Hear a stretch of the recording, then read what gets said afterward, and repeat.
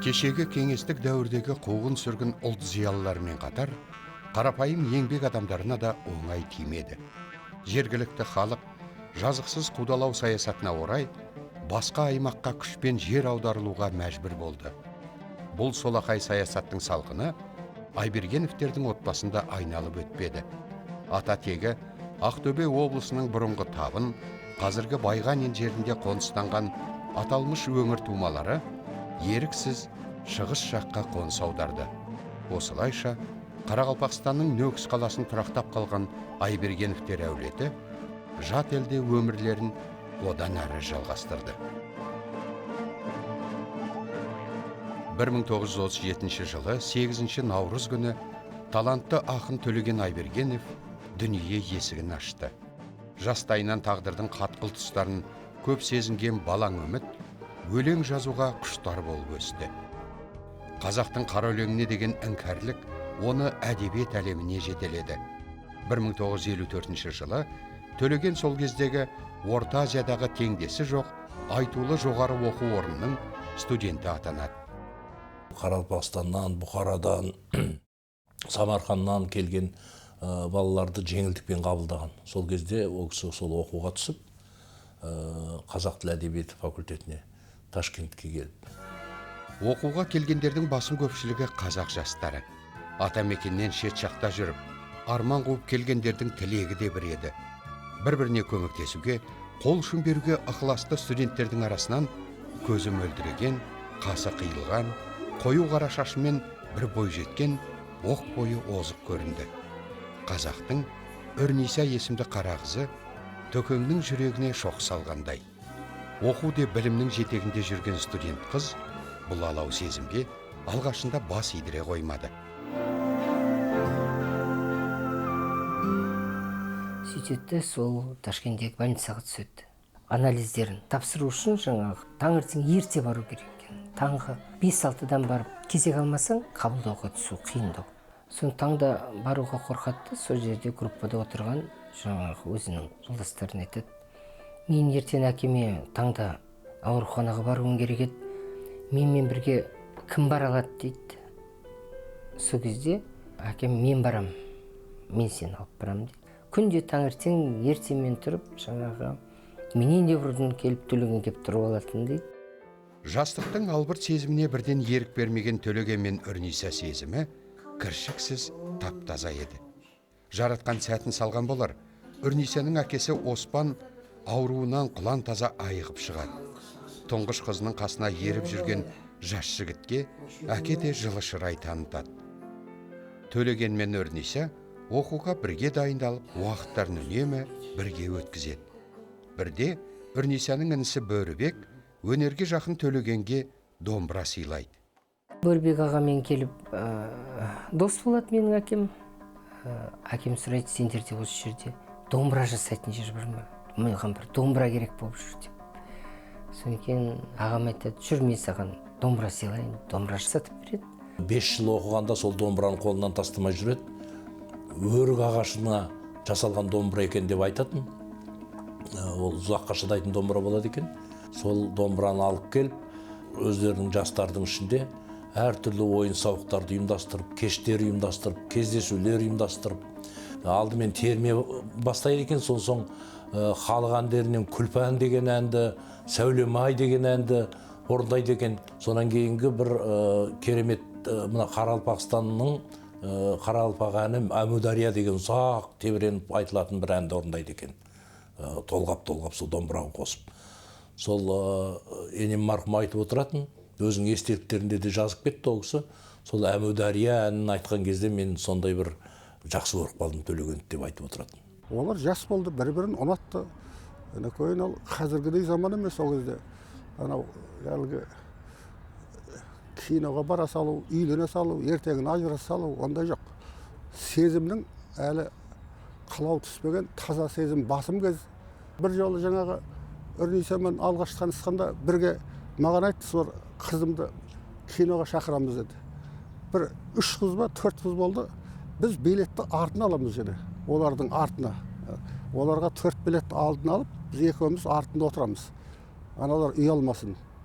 Міне, осы қызық шығар ма? Әзір ондайды іздесең де болмайсың. Бұл күлкілі көрінуі мүмкін. Ол кезде өте заңды нәрсе.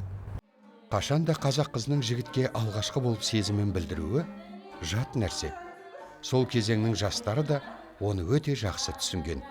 Сезімдерін көзінің қиығымен білдірген жігіттерге қыздар тарапы күлімсіреген жүздерімен ғана ишарат білдіретін.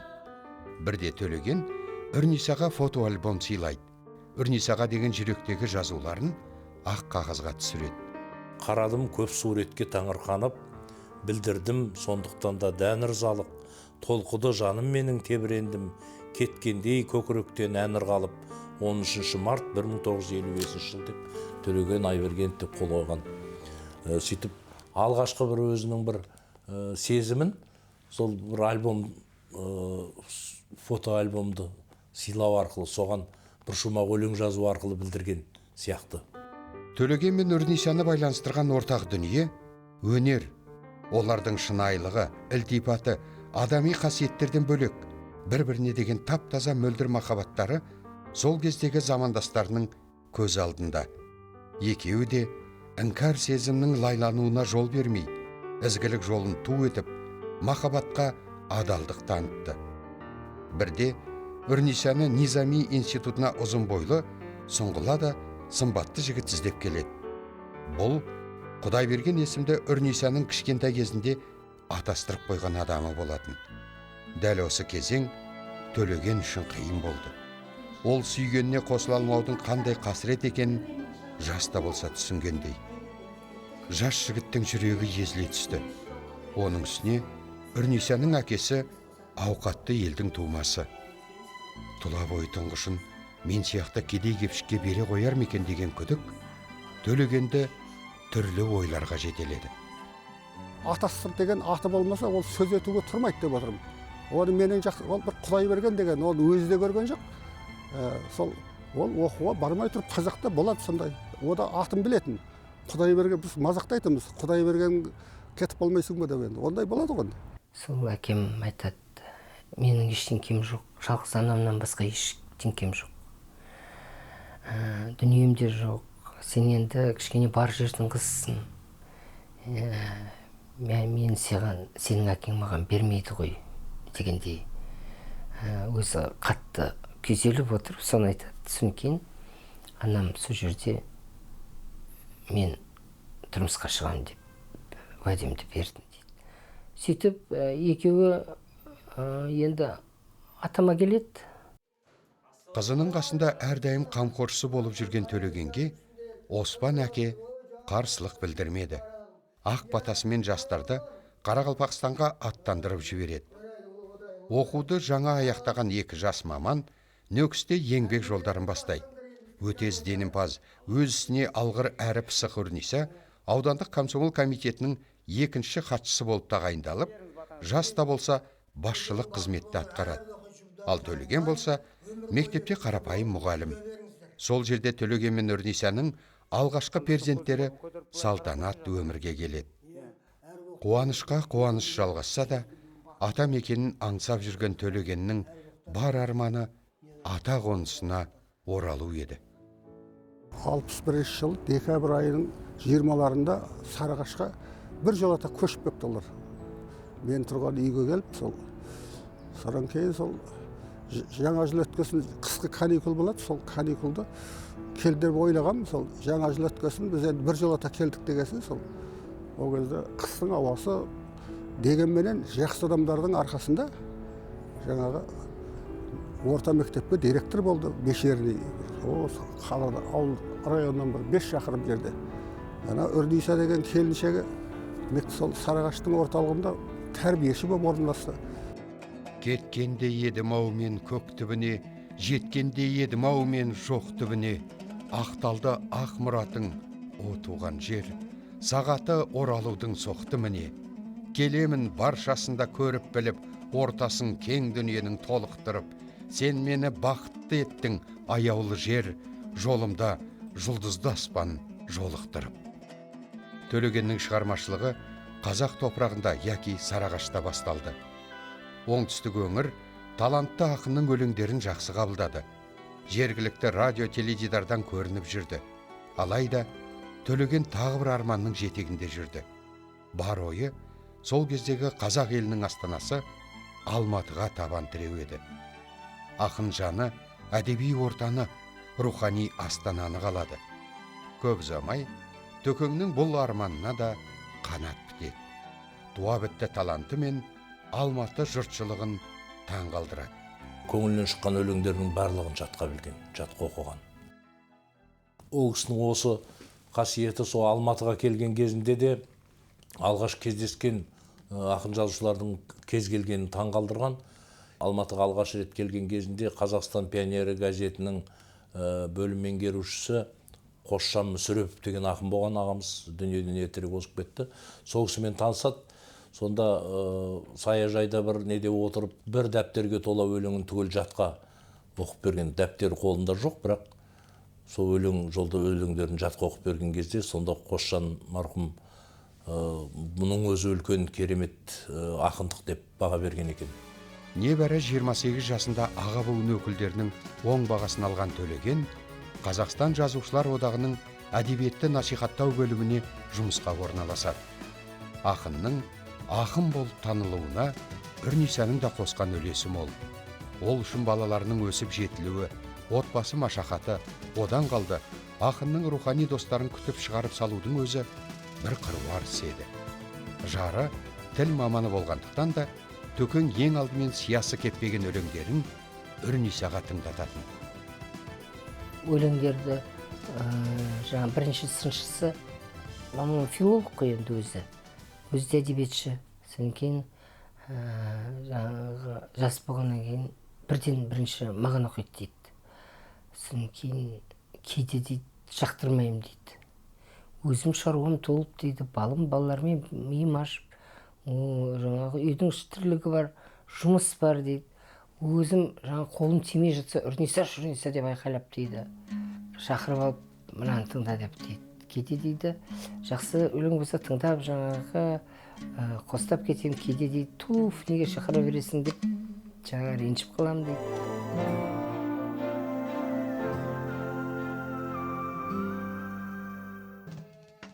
Бірде Төлеген ақын Ташкентте ұлан асыр үлкен тойдың куәсі болады.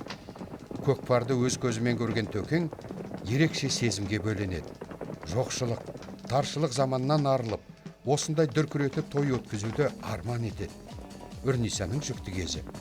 Одан бөлек салтанат, махаббат есімді қыздары мен ұлы Дәурен жетегінде. Үрниса, сен ұл тусаң мен көкпар тартып, бәйге тігіп, той қып өткеремін. Өйткені менің 7 атаға дейін жалғасқан жалғыздығым жойылады деп, ақын жарына ішкі бұлқынысын жеткізеді. Ұл туылмайды, 2 қыз туылады, 2 қыз 9 айлығында әкем дүниеден кетіп қалды. Сол жалғыздық бәрібір әлі де жалғасып келе жатыр. Сол әкемнен жалғыз інім Дәурен болса, Дәурен дүниеден өтіп кетті 46 жасында. Одан қалған Алматыда қазір жалғыз. Сол 7 ата емес 9 атаға дейін кетіп қалды ол жалғыздық. Бір тойым болатыны сөзсіз менің, дәл қай күні екенін айта алмаймын. Бірақ, ешкімді де билетпей қайтармаймын.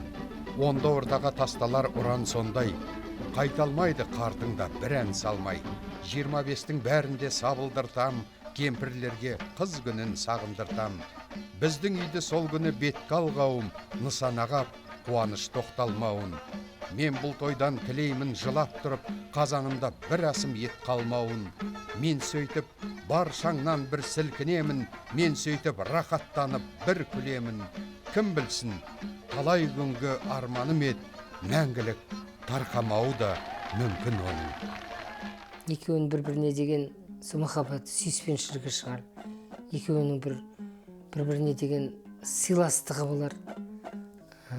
Сол студенттік кезден келе жатқан, жас кезінен келе жатқан сол өмірлерінің соңына шейін сол сақталған сияқты.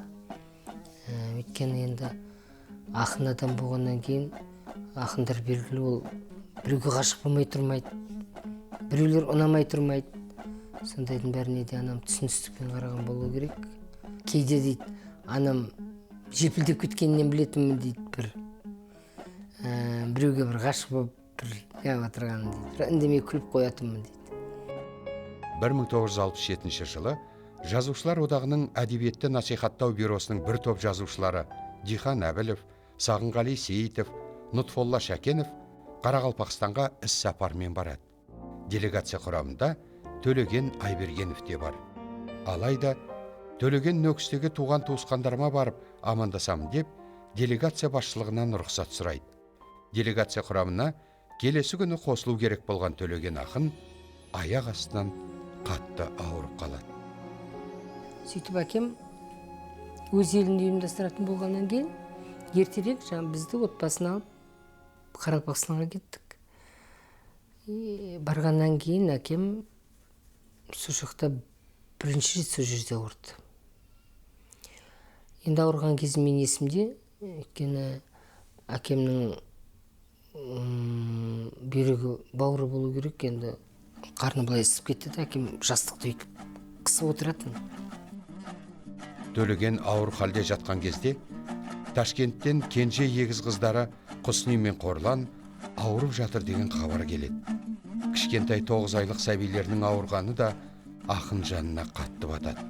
Сөйтіп, Үрниса балаларын алып Ташкентке жолға шығады. Сөйтіп, бізді алып, балаларды алып, біз қайтадан Ташкентке келдік нағашыларымызға. Әкем сол жақта жазушыларды қарсы алып, мен мектепке барам дегенше 1 қыркүйекке дейін келу керек болған. Сөйтіп жүргенде әкем больницаға түсіп қалады. Сол ауруханада жатып та бірнеше үйде хаттарды бар. Үрнисамен жақында келем. Ойының бәрі, қайғысының бәрі, ана 2 қыз. Айбергеновтер әулеті үшін 1967 жылдың 29 тамызы қаралы күн. Қазақ әдебиеті орны толмас қайғыға ұшырады. Жыр сүйер қауым дара талантынан айырылды. Қайтпас сапарға ерекше дарын иесі Төлеген Айбергенов аттанып кете барды. Қарақалпақстанға жерлеуге Мұқағали аға, Саттар аға Сейітқазин, сол мамам үшеуі Қарақалпақстанға кетті. Бірақ Мұқағали аға мен Саттар аға әкемнің қайтыс болғанын біліп кетті. Анам әкем қатты ауырып жатыр деп ойланып кетті. Үрниса өзі 5 жыл жүріп, өзінің Құдай қосқан жары, ол әрине ол қатты қайғырды енді. Өте қатты қайғырады ол. Бірақ өзін ұстап, сабыр сақтап, балдар үшін өзі маған айтатын осы. Өмір сүргім келмей кеткен кездер болды деп бір ептеп айтып қалғаны болатын. Мен енді естіппеген қоя салатынмын. Ол өзі айтпаса да белгілі ғой. Ол тас түскен жеріне ауыр қойылды. Балаларының алды салтанат 7-де, арты 9 айлық қыздары мен 30 жасында жесір қалып, арысынан айырылу, жаны нәзік Үрнисаға өте қиын болды. 5 бірдей баланы жеткізу жолында Төкеңнің артында қалған жары үлкен жауапкершілікті сезінді. Ақынның ұрпағын аманат деп қабылдаған Үрниса тезірек аяққа тұруды мақсат етті. Өмір ағысымен зулаған уақыт. Шерхан Мұртазаның көмегімен Үрниса Лениншіл жас газетіне хат тіркеуші болып жұмысқа орналасады. Анам айтады, жұмысқа барам дейді, кешке шейін жылаумен уақытым өтеді дейді. Өткен дейді, келген хаттардың 70% дейді, Төлеген жұқтап келеді дейді. Редакцияға дейді. Анасын оқимын, мынаусын оқимын, сол жылаумен дейді, күнім өтеді дейді. Соны жаңаға о кезде хатты алуға болмайды, тіркеуге болмайды, кісеркіс деген тіпті жоқ. Көшір алғанымды көшір аламын, көшір алмағанымды көшір алмаймын, сол бойы дейді, қалады дейді. Содан дейді, өзім есім алып үйге келем деп сөйтіп жүрген кездерде мен күлуді абсолютті шамада ұмытып кеттім дейді. Содан кейін біреу қатты күлсе мен жылап жіберетінмін дейді. Сөйтіп айтып отыратын.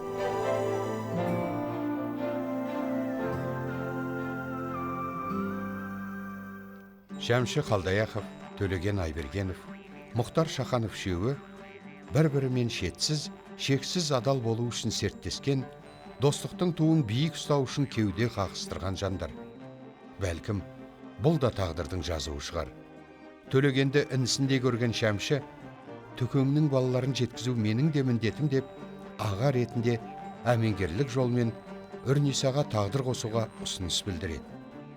Шәмші Қалдаяқов жер жаттан кісі емес. Ол жақсы ниетпенен үйленген, бұра қара жұрт айтып жүргенде емес. Үрнисаның әке-шешесіне барып, баталарын алып, неке суын ішіп, үйленіп, оғанмен мәнде беріп, енді ол жас адам анау өзінің айтуынша сол мына балашаға қараймын анау мына деген шығар енді. Мен оны бір айып көріп, оған мән беріп, олардың ішкі жұмыс деп қарадым мен ол. Бір күндері ағалар бәрі ортаға алып, Шәмшіде отбасылы болып адам болып кетсін. Шәмшіға мен осы балаларды жеткіземін, мен енді төлегеннің орнына мен осы балаларды азамат қыламын деп анама қолқа салады. Анам тұрмысқа шығып, Шәмшіға содан бірақ енді содан түзі жараспаған болу керек, 1-2 жылда ажырасып кетті. Бірақ енді оған дейінде әкем тірі кезде Шәмшіға біздің отбасының бір мүшесі сияқты болған кісі, өйткені жаңа әкеммен өте творчестволықта, бұлай екеуі де өте тұтастықта, достықта болған адамдар. Шәмші Төлегеннің балаларының қабағына еш кірбің түсірген жоқ. Оның да бар ізгі ниеті ақын ұрпағын аяққа тұрғызу еді. Алайда кей адамдар оны сатқындық десе, кейбіреулер керісінше оларды түсінуге тырысты. Қалай дегенде де балаларыма әке болсын деген оймен қосылған Үрнисаның Шәмшімен арадағы жұбайлық өмірі ұзаққа бармады. Шәмшіға бізбен тұрған кезде сол енді балалық қызығушылық болу керек. Мен бір күн жыладым, маған пианино беріңдер деп. Ол кезде пианино өте қымбат. Айлық 70-80 сом болып жатқан кезде пианино 700 сом тұрады. Шәмшіға маған мына пианиноны сатып алып, осы пианиноны сыйлыққа берді. Содан жаңағы Дәурен де мен де сол фортепианоның оқуына бардық. Жағдайы қандай қиын болса да, 5 баланы асырау оңай емес, жалғыз өз жұмыс істесе де, айына 10 сом төлеп, екеумізге 20 сом төлеп, анам музыкаға берді. Болсақ дағы жаңа таныс, жүзсек далаға шайықтай. Ұшқыр қиял кетті алыс, бұйырмашы айыппай.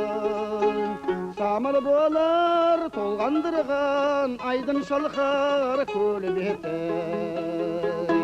Сәулем мені ойландырған, сенің жарқын келбеті. Бір жағы қарап отырсаңыз, ол кісі де жаман оймен үйленген жоқ. Ол кісінің де мақсаты осы бала төлеген балаларын жеткізсем деген бір жақсы ниет болды. Бірақ енді тағдыр шығар. Кейіннен апам марқұм енді қалған ғұмырының барлығында сол төлеген поэзиясының насихатшысы болды, ең басты. Соның шырақшысы болды.